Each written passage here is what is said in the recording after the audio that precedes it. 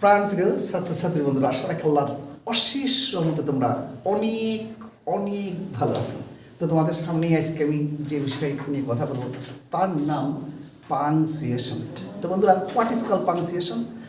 কোনো বাক্যের যথাযথ জ্যোতিষচিহ্নের ব্যবহারকেই বলা হয় পাংচুয়েশন। তো বন্ধুরা, পাংচুয়েশনটা এত বেশি তোমাদের কাছে সহজ যে হয়তোবা তোমরা কখনো কখনো পাংচুয়েশনকে অবহেলা করো, যার ফলে তোমাদের পরীক্ষা থেকে অনেক সময় কিছুটা হলেও মার্কটা রিডিউস হয়। তো বন্ধুরা, আমি তোমাদেরকে একটি কথা স্মরণ করাই দিতে চাই, পচা শামুকেও কিন্তু পা কাটে। অর্থাৎ আমরা কখনো কোনো অবস্থাতেই পাংচুয়েশনকে অবহেলা করবো না। তো পাংচুয়েশন যে মার্কগুলো আমরা ব্যবহার করি সেগুলো হচ্ছে full stop, comma, semicolon, colon, question mark, exclamatory mark, apostrophe, inverted comma, dash সহ আরও কিছু।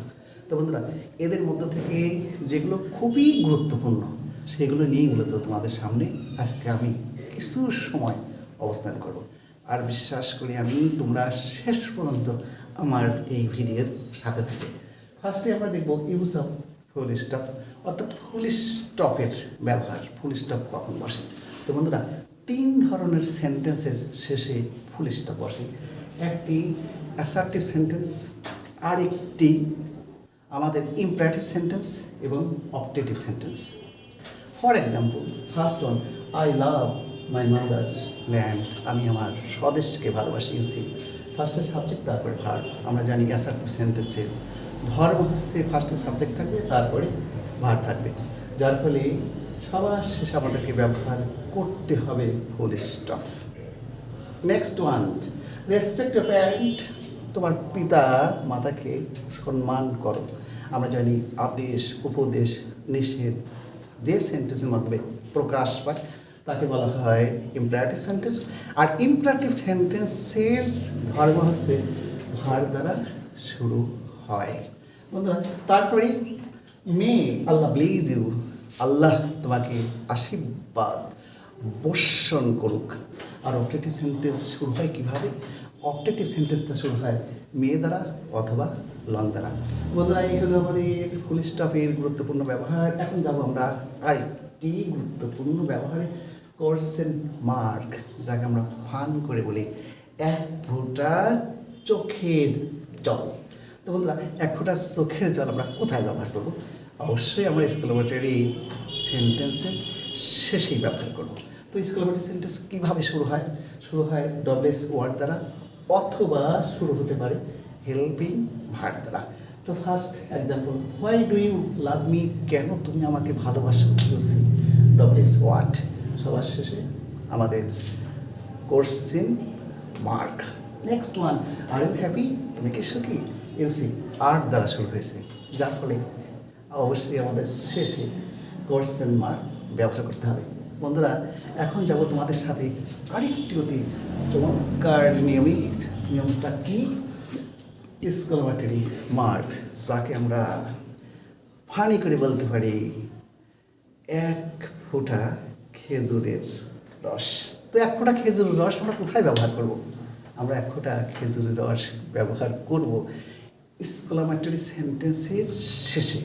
তখন প্রশ্ন থাকে এক্সক্লামেটরি সেন্টেন্স কীভাবে শুরু হয়? অধিকাংশ ক্ষেত্রে হাউ অথবা হোয়াট দ্বারা শুরু হয়। এর পাশাপাশি যদি কোনো এক্সক্লামেটরি ওয়ার্ড থাকে, সেই ওয়ার্ডের পরেও কিন্তু আমরা এক্সক্লামেটরি মার্ক ব্যবহার করি। First example, how beautiful the girl is, মেয়েটি কতই না সুন্দর। আমরা মনে হয় জানি এক্সক্লামেটরি সেন্টেন্স দ্বারা বোঝায় আমাদের মনের প্রচণ্ড আবেগ। বন্ধুরা, next one, alas he is no more, সে আর বেঁচে নেই। ইউসি অ্যালাস একটা এক্সক্লামেটরি ওয়ার্ড, যার ফলে এরপরে বসাতে হবে আমাদের এক্সক্লামেটরি মার্ক। তো বন্ধুরা, এখন দেখবো সবচাইতে বেশি ব্যবহার করা হয় যে পাংচুয়েশন, তার নাম অবশ্যই আমরা জানি কমা। তো বন্ধুরা, কমা কোথায় কোথায় ব্যবহার করা হয়? কোনো বাক্যের শুরুতে যদি অ্যাডভার্ব থাকে, ওই অ্যাডভার্বের পরে আমরা কমা ব্যবহার করব। যদি থাকে কোনো ফ্রেজের পরেও ঠিক একই রকম যদি কোনো সাব অর্ডিনেট ক্লজ থাকে তারপরে ব্যবহার করব আমরা অবশ্যই কমা। বন্ধুরা ঠিক তারপরেই আমরা পাবো main clause. First example, obviously I miss you, obviously you see adverb, অ্যাডভার্বের পরে comma. Next one, loving the girl, you see, গার্লের সাথে কিছু শব্দ যোগ করে একটা ফিরে স্পেস।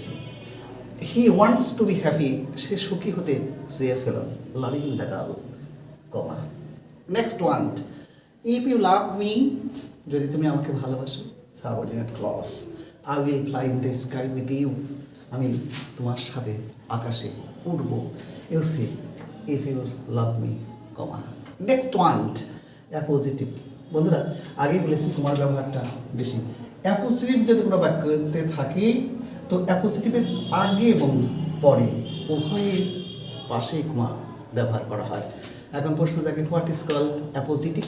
তো অ্যাপোজিটিভ তাকেই বলা হয় যখন কোনো নাউনের পরে অথবা নাউন ফ্রেজের পরে যদি আরেকটি নাউন ফ্রেজ থাকে তাহলে সেই অংশটুকু অর্থাৎ দ্বিতীয় অংশটুকুকে বলা হয় অ্যাপোজিটিভ।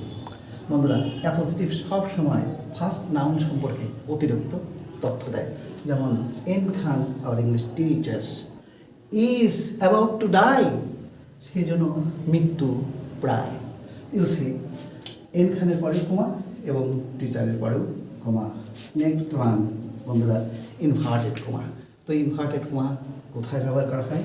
ইউ সি রিপোর্টিং ভার্বের পরে যে রিপোর্টেড স্পিচটা থাকে ওই রিপোর্টিং স্পিচটি সব সময় ইনভার্টেড কমার মধ্যে থাকে যদি হয় আমাদের direct narration. For example, the girls had, you see I will die for you, তোমার জন্য আমি মারা যাব, আমরা মনে হয় জানি। এখানে এই স্টেটমেন্টটি ডিরেক্ট ন্যারেশন, আর ডিরেক্ট ন্যারেশন হওয়ার জন্য আমরা ইনভার্টেড কমার মধ্যেই রাখবো। তো আরেকটি কথা বলি, রিপোর্টিং ভার্বের পরে কিন্তু বসে আমাদের কমা। Next one, apostrophe. তো অ্যাপোস্ট্রফিটা আমরা ব্যবহার করি কোনো শব্দ থেকে যদি কোনো লেটার বাদ হয়ে যায় বা বাদ আমরা দিতে চাই তাহলে বাদ দেওয়ার যে পণ্যটি তার স্থলে আমাদেরকে ব্যবহার করতে হবে অ্যাপোস্ট্রফি। আর একটা জায়গায় আমরা অ্যাপোস্ট্রফির ব্যবহার বেশি দেখি, সেটা কি পজেসিভ বা পজেশন যদি আমরা ব্যবহার করি। তো পজেশনের অর্থ কি? অধিকার। যেমন করিমের, রহিমের, যদুর, মধুর, অ্যালিসের অর্থাৎ অধিকার অর্থে আমরা কোনো নামের পরে অ্যাপোস্ট্রফি ব্যবহার করি।